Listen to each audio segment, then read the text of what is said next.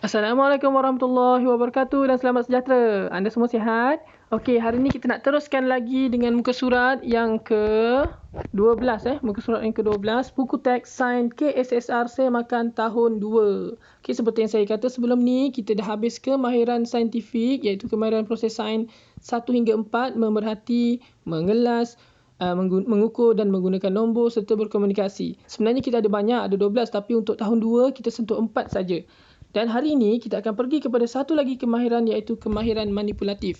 Okey, apa itu kemahiran manipulatif? Jom kita lihat sama-sama pada muka surat ini. Kemahiran manipulatif.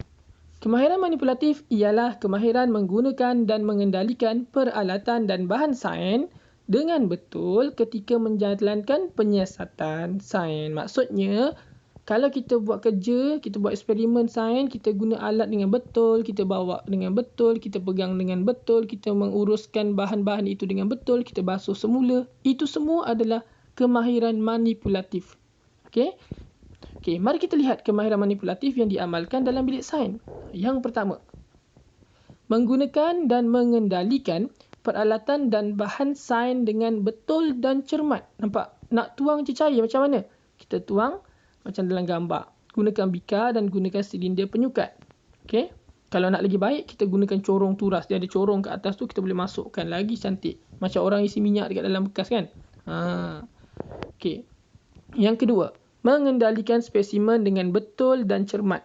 Macam mana kita nak mengendalikan spesimen hidup? Contohnya, siput kebun. Kita cari siput dekat luar bersama rakan-rakan. Kita jumpa siput, kita akan ambil dengan tangan tetapi kita mestilah menggunakan sarung tangan. Okey, jangan ambil macam tu je. Kalau ada racun apa kan susah. Okey, kan dia gigit ke? Siput boleh gigit ke? Kan? Kita ambil dengan sarung tangan, perlahan-lahan kita pegang pada cengkerangnya perlahan-lahan.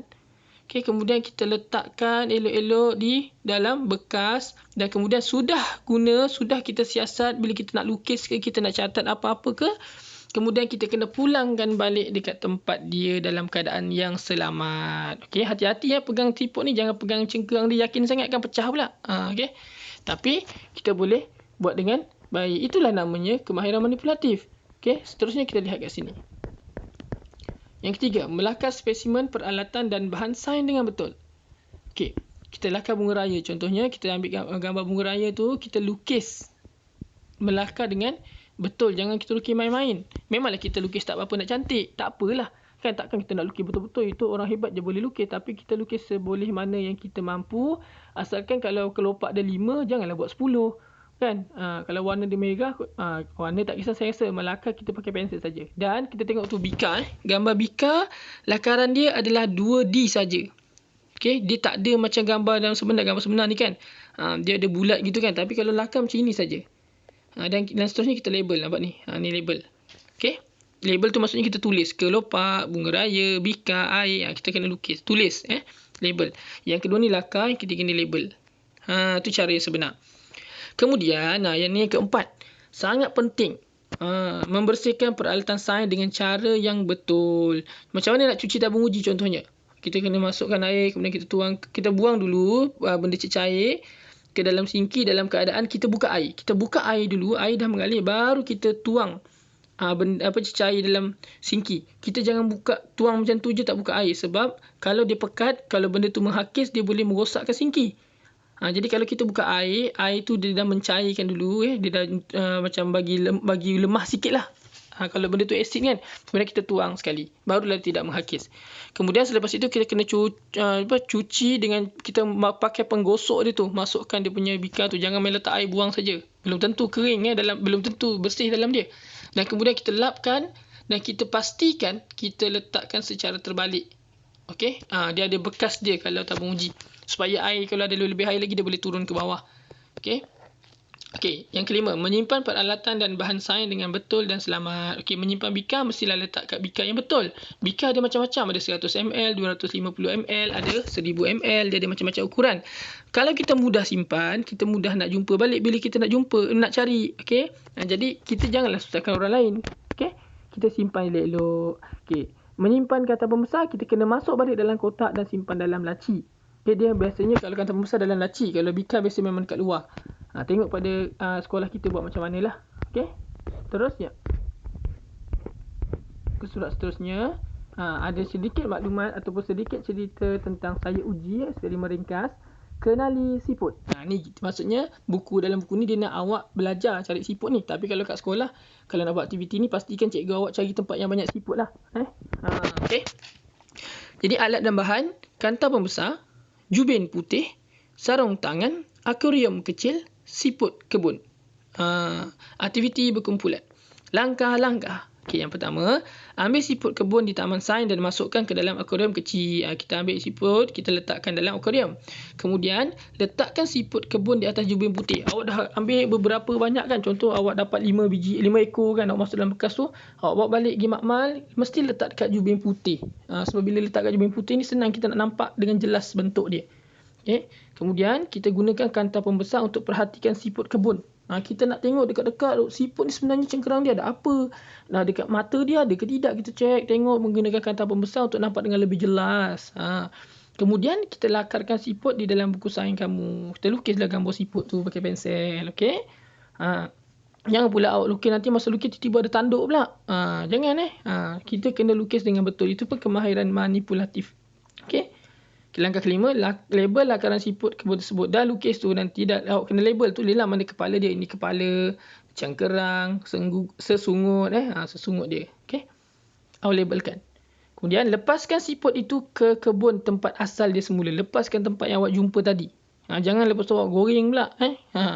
Kemudian cuci tangan dan peralatan yang telah digunakan. Jadi awak kena cuci tangan awak dengan sabun. Dan peralatan macam tadilah, contohnya ada cara-cara dia. Kalau peralatan jubin macam mana, kalau bikam macam mana, nanti cikgu awak akan ajar. Okay? Jadi soalan di bawah ini adalah, mengapakah kamu menggunakan kanta pembesar ketika memerhatikan siput kebun? Kenapa kita kena guna kanta pembesar? Boleh ke kalau tak guna? Boleh tak nak guna, tapi tak nampaklah jelas sebenarnya. Jadi kita guna kanta pembesar kerana apa? Supaya dapat melihat dengan lebih jelas. Supaya dapat melihat dengan lebih jelas siput itu. Okay? Sebab kadang-kadang kita tak tahu dekat atas siput tu, dekat cengkerang, rupanya cengkerang dia ada rata-rata ke tak rata ke, ada batu terlekat ke, rupanya mata dia kat mana ke, ataupun dia ada hidung ke, kan? Jadi kalau kita guna kanta baru kita nampak. Okay? Jadi soalan kebat, mengapakah kamu perlu melepaskan semula siput kebun selepas penyiasatan? Mestilah kan? Kenapa? Sebab kita perlu memastikan dia hidup semula. Ataupun kita nak kita perlu ada rasa kasih sayang kepada kepada haiwan itu. Mereka juga hidupan, bernyawa. Jadi kenapa kamu perlu lepaskan? Supaya dia dapat menyambung hidupnya, supaya siput itu dapat meneruskan hidupnya semula seperti biasa. Jangan main bunuh je. Okey. Jadi itulah berkenaan dengan cerita tentang kemahiran manipulatif. Jadi kita tengok rekreasi sains. Ni ada beberapa soalan, beberapa aktiviti. Apa aktiviti ni? Seronok ni, awak boleh buat dekat rumah ni. Okey. Rekreasi sains kertas pelangi. Okey. Tuangkan 100 ml susu segar ke dalam dulang. Wow, susu segar masuk dalam dulang dalam gambar tu Kemudian titiskan pelbagai pewarna makanan pada susu. Pada permukaan susu ambil pewarna warna merah, warna biru, warna kuning. Kemudian gunakan lidi untuk campurkan pewarna makanan. Okey, kita guna lidi campur-campurkan. Kemudian letakkan kertas putih di atas permukaan larutan dan angkat perlahan-lahan. Letak kertas putih. Kan lepas awak dah hancur, awak dah gosok godak-godak dengan lidi tadi, awak letak kertas putih dekat atas permukaan, lepas tu awak angkat pelan-pelan macam dalam gambar ni. Nampak? Okey. Jangan sampai koyak, angkat. Kemudian keringkan kertas tersebut. Kertas ini boleh dijadikan penanda buku dan pembalut botol. Bila dia keras sudah kering, awak boleh jadikan dia sebagai macam sampul. Boleh buat penanda buku, awak boleh buat balut botol. Sebab bila dia dah kering nanti dia keras tau. Jadi inilah namanya lebih kurang macam aktiviti PSV lah. Lukisan lah kan. Jadi kesenian dalam sains pun ada. Jadi seronok. Okay? Boleh buat kat rumah. Okay. Saya ingat, ni kita ingat balik semula apa yang kita telah belajar sepanjang bab 1 ini. Iaitu kemahiran saintifik. Yang pertama, kita belajar 4 kemahiran, iaitu kemahiran proses sains memerhati, iaitu menggunakan deria yang terlibat untuk mengumpul maklumat tentang objek dan fenomena. Ada 5 deria tu kan. Kemudian mengelas, kita kenal pasti ciri-ciri sepunya. Maksudnya kita tengok mana yang sama, mana tak sama, berbeza. Kemudian kita kelaskan, kita asingkan ikut kumpulan. Dan mengukur menggunakan nombor, iaitu kita ukur dan gunakan alat dan unit piawai yang betul. Okay, kita guna ukur kalau tinggi sentimeter, Kalau berat kilogram, kena guna betul lah. Jangan pula, berapa tinggi kamu? Tinggi saya 15 kilogram. Salah lah kan? Kemudian yang keempat adalah berkomunikasi, sampaikan maklumat dalam pelbagai bentuk. Yang ada graf tadi, carta, jadual ataupun menerangkan di hadapan kelas, itu adalah berkomunikasi. Dan hari ini kita belajar berkenaan dengan kemahiran manipulatif. Okey, ada beberapa, ada 5 kalau kita dapat senaraikan kat sini. Menggunakan dan mengendalikan peralatan dan bahan sains dengan betul dan cermat. Mengendalikan spesimen dengan betul dan cermat. Okey, melakar spesimen peralatan dan bahan sains dengan betul. Membersihkan peralatan sains dengan cara yang betul dan menyimpan peralatan dan bahan sains dengan betul dan selamat. Okey, saya rasa sampai situ dulu untuk hari ini. Kelas akan datang kita akan bincangkan tentang saya jawab. Jadi nak tahu apa yang saya jawab ni, tunggulah kelas akan datang. Okey, itu saja daripada saya. Teruskan subscribe dan tekan butang loceng. Jumpa lagi kita. Assalamualaikum warahmatullahi wabarakatuh dan selamat sejahtera.